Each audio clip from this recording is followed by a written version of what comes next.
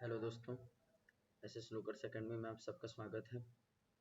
आज मैं आप सबको Bihar board 10th class Hindi book का एक नया अध्याय नाखून क्यों बढ़ते हैं शुरू करने वाला हूं। आज मैं इस पाठ का आप सभी को लेखक परिचय बताने वाला हूं, तो आप सभी लोग आखिरी तक इस वीडियो को ज़रूर देखिएगा और वीडियो अच्छा लगे तो अपने दोस्तों में ज़रूर शेयर कीजिएगा। तो चलिए वीडियो को शुरू करते हैं। सबसे पहले मैं आप सबको ये बता दूं कि नाखून क्यों बढ़ते हैं पाठ यह एक निबंध है। इसके निबंधकार या रचनाकार हजारी प्रसाद द्विवेदी जी हैं। ये उनका फोटो है हजारी प्रसाद द्विवेदी जी का कि नाखून क्यों बढ़ते हैं पाठ के लेखक या निबंधकार हजारी प्रसाद द्विवेदी जी हैं। नाखून क्यों बढ़ते हैं यह एक क्या है तो ललित निबंध है या निबंध है। इनका जन्म की अगर हम लोग बात करेंगे तो इनका जन्म 1907 में उत्तर प्रदेश के बलिया में हुआ था और इनका निधन 1979 ईस्वी को दिल्ली में हुआ था। ये कई भाषाओं के जानकार थे, ये कई सारे भाषाओं को जानते थे।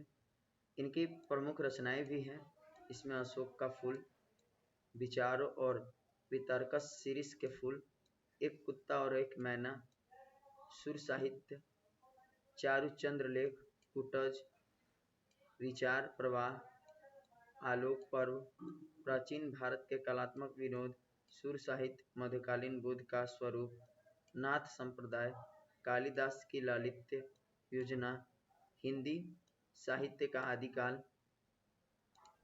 उसके बाद कह रहा है हिंदी साहित्य उद्गम और विकास, हिंदी साहित्य की भूमिका, अन्नाम दास का पोथा, वाण भट्ट की आत्मकथा, पृथ्वीराज रासो और विश्व भारती। ये सभी जो रचनाओं का नाम है ये हमारे हजारी प्रसाद द्विवेदी जी के द्वारा लिखा गया था। और मैंने ये भी बताया कि हजारी प्रसाद द्विवेदी जो है कई भाषाओं के जानकार थे, तो ये कई भाषाओं को जानते थे। इसके बाद अगर बात करेंगे हजारी प्रसाद द्विवेदी को कौन कौन से सम्मान मिले थे, तो कौन कौन से इन्हें सम्मान मिले थे। तो आलोक पर्व पर इन्हें साहित्य अकादमी पुरस्कार दिया गया था। आलोक पर्व जो इनकी रचना है इस पर इन्हें जो है साहित्य अकादमी पुरस्कार से सम्मानित किया गया था। उसके बाद भारत सरकार द्वारा जो है इनको पद्म भूषण से भी सम्मानित किया गया था और लखनऊ विश्वविद्यालय में इन्हें डी.लिट की उपाधि मिली थी। तो ये 3 सम्मान हमें याद रखना है। पहला तो इन्हें आलोक पर्व जो इनकी रचना थी उस पर इन्हें साहित्य अकादमी पुरस्कार दिया गया था और दूसरा इन्हें कि भारत सरकार द्वारा इन्हें पद्म भूषण से सम्मानित किया गया और तीसरा कहा जा रहा है कि लखनऊ विश्वविद्यालय द्वारा इन्हें किस चीज़ की उपाधि दी गई तो डी.लिट की इन्हें उपाधि दी गई थी। तो ये हमारा हजारी प्रसाद द्विवेदी जी के बारे में था। आगे जब हम लोग पढ़ेंगे अभी तो ये बात करेंगे कि जो हजारी प्रसाद द्विवेदी जी के द्वारा लिखा गया नाखून क्यों बढ़ते हैं पाठ है, इस पाठ में ये मतलब कि क्या बताया गया है या इस पाठ का शीर्षक नाखून क्यों बढ़ते हैं रहने का मतलब क्या है, तो इसकी हम लोग चर्चा अब करेंगे।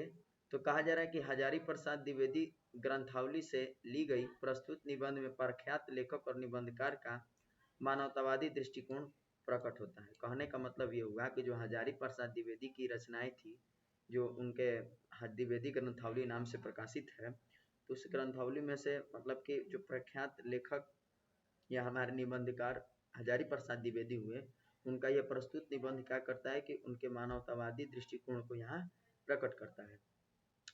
आगे कहा जा रहा है कि इस ललित निबंध में लेखक ने बार बार काटे जाने पर भी बढ़ जाने वाले नाखून के बहाने अत्यंत सहज शैली में सभ्यता और संस्कृति की विकास गाथा उद्घाटित कर दिखाया है या दिखाई है। कहने का मतलब ये हुआ कि नाखून हम लोग काटते हैं तो नाखून काटते हैं तो फिर कुछ समय बाद बढ़ न जाता है, कुछ दिनों बाद बढ़ जाता है।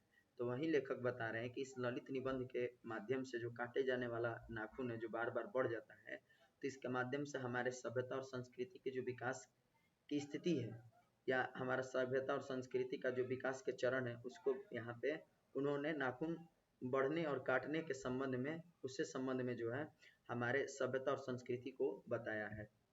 आगे कहते हैं कि एक और नाखूनों का बढ़ना मनुष्य की आदिम पाशविक प्रवृत्ति और संघर्ष चेतना का प्रमाण है, तो दूसरी ओर उन्हें बार बार काटते रहना और अलंकृत करते रहना मनुष्य के सौंदर्य बुद्ध और सांस्कृतिक चेतना को भी निरूपित करता है। मतलब कहा जा रहा है कि जो नाखून बढ़ता है तो नाखून बढ़ने से मनुष्य की जो मतलब कि संघर्ष हो गया या पाशविक वृत्ति हो गई उसका प्रमाण उन्होंने दिखाया है। और जो हम लोग बार बार नाखून को काटते हैं तो नाखून जो काटा गया तो वो मनुष्य के सौंदर्य बोध और उसकी सांस्कृतिक चेतना को इसमें दिखाया गया है। आगे कहा जा रहा है कि लेखक ने नाखूनों के बहाने मनोरंजक शैली में मानव सत्य का दिग्दर्शन कराने का सफल प्रयत्न किया है। लेखक क्या करते हैं कि नाखून जो क्यों काटा जाता है या नाखून क्यों बढ़ते हैं, इस शीर्षक को देख करके ये मनोरंजनात्मक शैली के माध्यम से, ये क्या है, मनोरंजनात्मक शैली की तरह बताए हैं।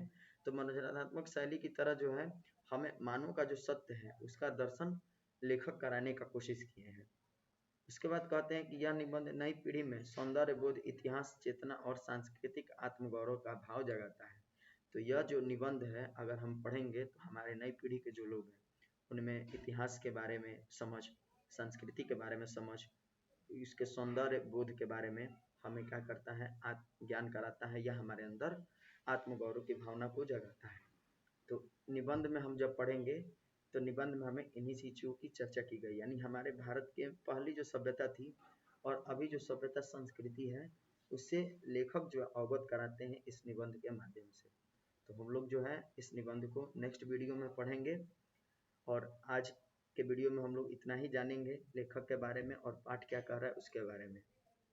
जिन आप सभी लोगों में से जो लोग हमारे चैनल पर नए हैं तो हमारे चैनल को सब्सक्राइब कर लीजिएगा, बेल आइकन को प्रेस कर दीजिएगा ताकि हमारे नए नए वीडियो के अपडेट जो है आप तक पहले पहुंच सके। और जिन्होंने भी अभी तक हमारे चैनल को सब्सक्राइब नहीं किया है उन्हें विनम्र हाथ जोड़ करके मैं कह रहा हूं आप लोगों से कि आप सभी लोग हमारे चैनल को सब्सक्राइब कर लीजिए ताकि भविष्य में आप सभी लोग जो है हमारे चैनल से जुड़ करके अच्छा जो है मुकाम हासिल कर सके। धन्यवाद।